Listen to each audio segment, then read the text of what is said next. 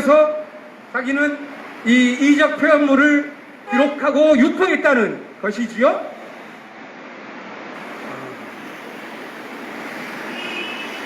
얼마 전에 저는 그걸 듣고 이런 생각을 했습니다.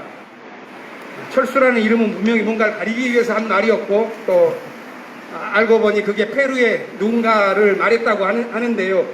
저는 그런 경찰 당국의 태도를 보면서 얼마 전에 지만원 씨가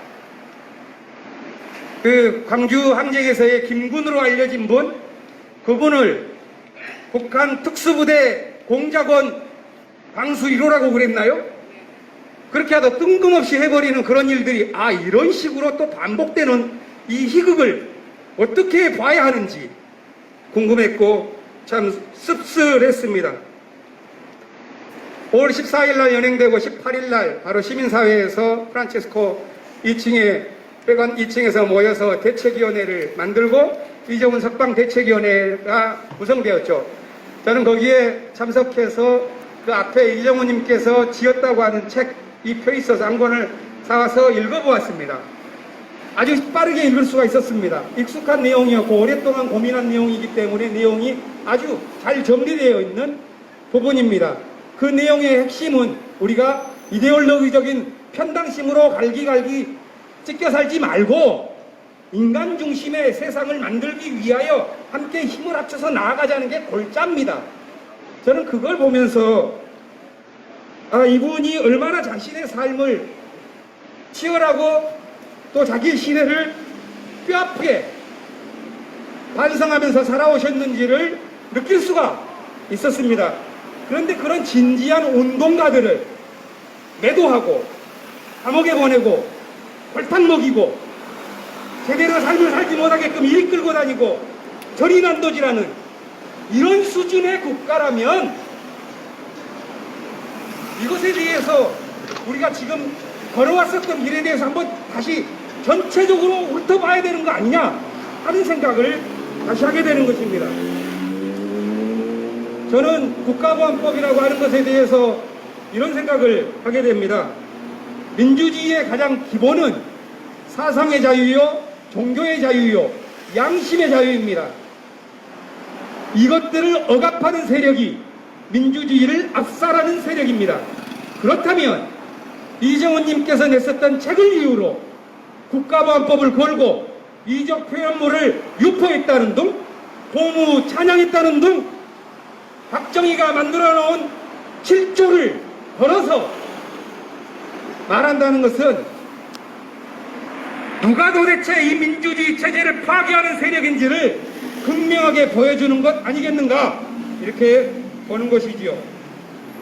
국가보안법 자체가 법률적 일관성도 없이 최고 상위법인 헌법이 말하는 평화와 통일에 관한 이 국가적 과제라는 대정신 앞에서 남북의 교류가 이루어졌고 대통령들의 수차례 만나서 통일에 대한 방안을 합의했고 종전에 대한 협의에 준하는 약속들을 수도 없이 해왔는데 그것들에 반해서 이제 와서 이런 책조가리 하나를 가지고 국가보안법으로 건다는 게 말이나 됩니까?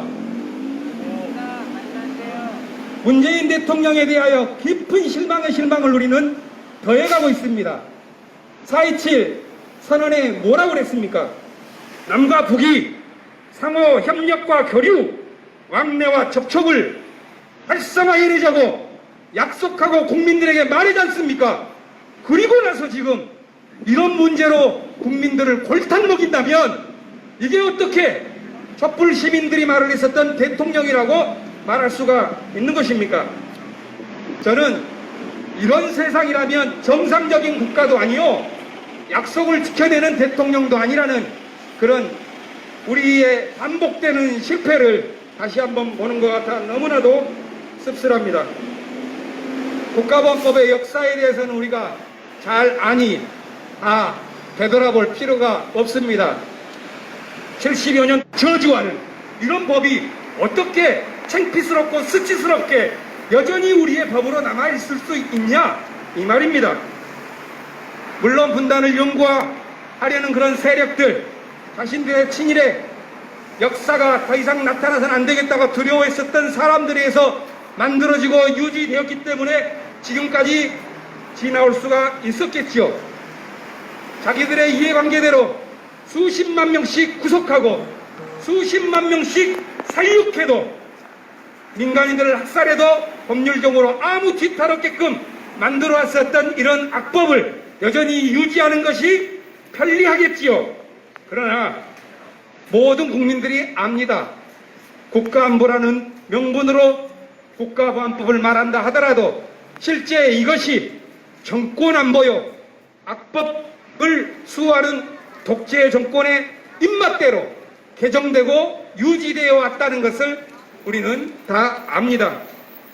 모든 세계가 이것이 인류에 역행하고 있고 한국 시민들의 양심에 반하고 있다는 것을 우리는 누차 강조해왔고 그걸 알고 있지 않습니까? 유엔 인권이사회에서도 국가보안법은 유엔 인권규약에 반한다고 위배된다고 선언했습니다. 국가인권위에서도 폐지를 권고했습니다. 그런데 왜 이런 일들은 계속해서 반복되는 것입니까? 저는 이런 의문들을 우리가 실제로 갖고 있는데 이런 고민은 오늘 우리 시대의 고민만이 아니라 성서의 진리를 따라서 이것은 아니지 않는가 하는 새로운 꿈을 안고 살아갔던 모든 사람들의 꿈이요 고민이었다는 것을 오늘 성경 말씀을 통해서 보는 것입니다.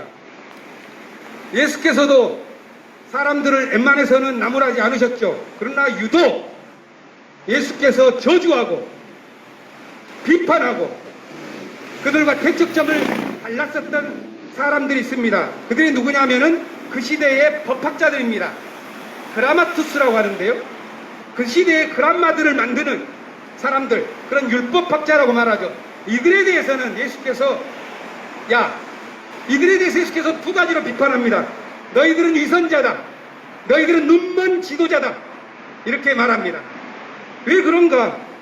조문을 가지고서 마치 이 시대를 지도하는 것처럼 인도하는 것처럼 말하는데 실제로는 그 시대의 정신이 정의와 자비와는 정반대로 가게끔 만들어버리는 그런 행위를 하고 있기 때문에 그런 것 아니겠습니까? 그런 현실에 대한 인식이 신앙 공동체를 통해서 이어졌고 예수의 가르침을 받은 모든 제자들의 마음속에 담겨 있습니다. 사도 바울 역시도 그런 현실에 대해서 깨뜨려보고 있었죠.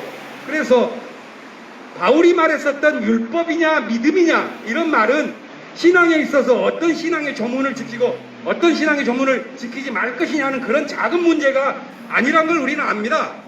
바울이 말했었던 율법이라는 것은 오늘 우리 시대에 말하라고 하면 법률입니다. 우리 시대의 악법, 법률들, 그 법률을 지키면 도리어 이 세상에서 법률에 매여서 충실할수록 이 세상의 죄악의 구조에 편입되어 간다. 법률을 지키지 않으면 죄에 빠지는 것이 아니라 거꾸로 법률에 충실할수록 이 세상의 악이 번성한다고 하는 놀라운 각성을 해버린 겁니다. 그것이 바울이 가졌었던 율법이 아니라는 가르침의 핵심이지요. 바울은 그렇기 때문에 그 시대의 율법이 가지고 있는 합법을 가장해서 죄를 양산하는 그 역설적인 이 세계의 구조, 이것에 대해서 이해하고 그 세계를 살아가기 위해서 필요한 것은 율법의 가르침대로 살아가는 것이 아니라 믿음으로 살아가는 삶이라 이렇게 말을 했습니다.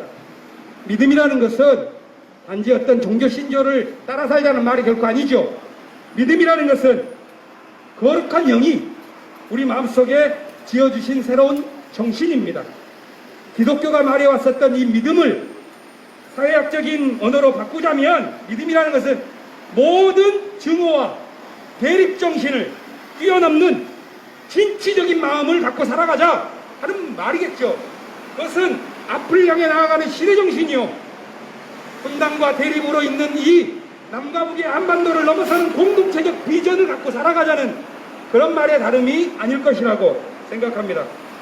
바로 그 고백이 우리가 읽었었던 바울의 로마서 7장 6절 말씀입니다. 세 번역으로 읽으면 이렇습니다. 그러나 지금은 우리를 올감했던 것에 대하여 죽어서 율법에서 풀려났습니다.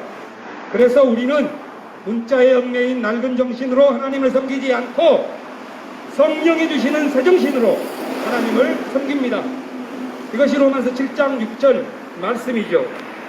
저는 이정훈님의 그 책을 보면서 40년 동안 이 사람이 한반도에 내려진 하나님의 뜻을 얼마나 간절히 추구하며 살아왔는가 하는 것들을 깊이 느꼈습니다. 성령이 거룩한 이 역사에 질곡을 넘어서도록 거룩한 영이 우리에게 부어주시고 그 영의 길을 따라 살기 위해서, 그래서 역사의 사슬에 풀려나서 새로운 시대를 향해 나아갈 수 있도록 살아가기 위해 얼마나 몸부림쳤는지를 봤던 것입니다. 저는 그가 세상을 지어가시는 하나님의 뜻을 이루어가는 사람이라고 믿고, 저는 그것이 저의 마음뿐만이 아니라 여기에 계시는 강릉교회 교우들과 시민들의 마음일 것이라고 믿습니다. 우리 모두 이러한 깊은 이해와 동지애 속에서 그를 위해서 힘껏 기도하고 그가 석방될 때까지 힘차게 투쟁해 나아갔으면 합니다. 가두면 얼마나 가두겠습니까? 앞뒤가 안 맞은 이 법 가지고 아마 얼마 가두지도 못할 것입니다. 그러나 그때까지 책임있게 우리 함께 기도하고 이런 방해 공작과 것들이 있었을 때 단호하게 교회적인 대처를 해 나아가면서 다시는